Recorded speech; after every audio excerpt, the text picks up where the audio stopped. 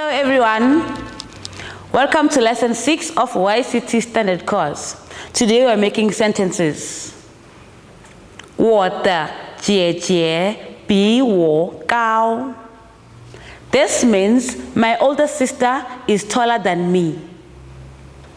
我的姐姐比我高.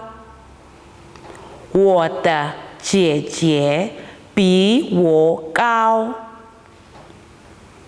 我的弟弟比我矮. This means my younger brother is shorter than me. 我的弟弟比我矮. 我的弟弟比我矮. I means short. This is the end of today's lesson. Please remember to like, share, comment.